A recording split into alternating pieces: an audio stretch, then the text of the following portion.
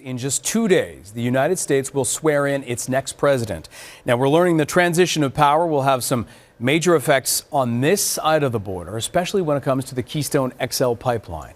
Mike Le Couteur is following the developments. He joins us now from Ottawa. Mike, we appreciate you taking the time for this. So ripple effects are massive. What do we know about the Biden administration's plans to scrap the Keystone expansion project? Yeah, we're hearing on day one, on Wednesday, one of the executive orders that President-elect Biden will sign into effect is rescinding the permits, the construction permits for the Keystone XL pipeline that does go through the United States, taking the oil sands, oil from the Alberta oil sands all the way down to the Gulf Coast.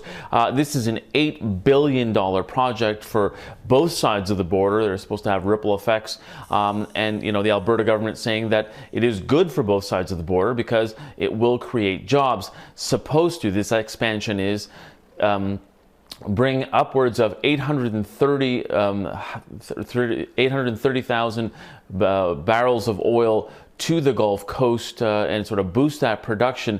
But we're hearing this is going to be just one of the executive orders he will sign, President-elect Biden will, on Wednesday, all part of his climate plan, which includes bringing the U.S. back into the Paris Climate Accord. So obviously the effect for Canada here is massive, considering the investment not only on the Canadian side, but also the Alberta government has sunk a tremendous amount of money into this as well. Yeah, in many ways, it's not a huge surprise. It's just a surprise that it would come this early because Biden had campaigned on this. He had promised that it would happen. But of course, Canadian officials, especially in Alberta, were hoping that they could convince him. What has been the reaction so far on this side of the border? Well, so far you've had the Canadian ambassador in the U.S., Kristen Hillman, saying that she will continue to talk to U.S. officials to try and help them understand why this is a good project, to continue that dialogue.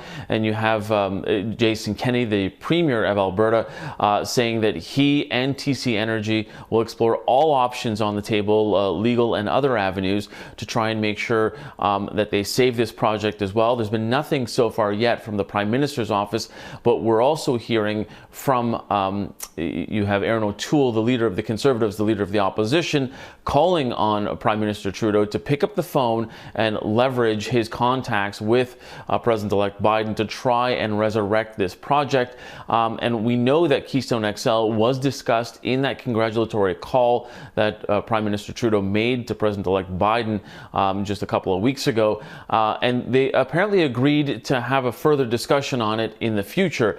So that's why it's a bit shocking at this point that more discussion hasn't happened, because they were hoping to try and convince them, Canada was, to try and step away from this, or so that it wouldn't be at least on day one. And I think that's one of the more shocking things. And then TC Energy, of course, the builder of the pipeline, trying, not reacting to the decision of the Biden administration, but instead extolling the virtues of this pipeline, saying that it'll be one of the most energy efficient, one of the most energy sustainable projects, talking about not only creating union jobs, but also the fact that it will be powered by sustainable energy to keep this thing going.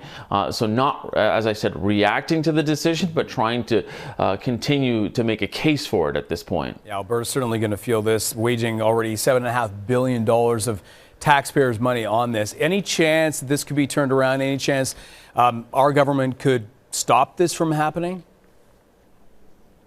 Well, there's only a few days, and really it's counting down in hours until this happens, apparently.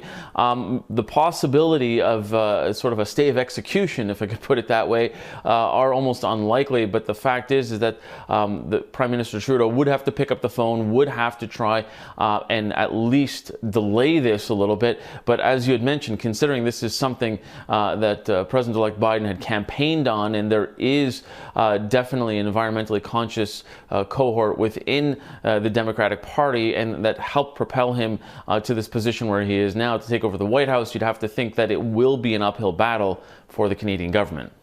All right, Mike Le Couteur joining us from Ottawa. We appreciate your time.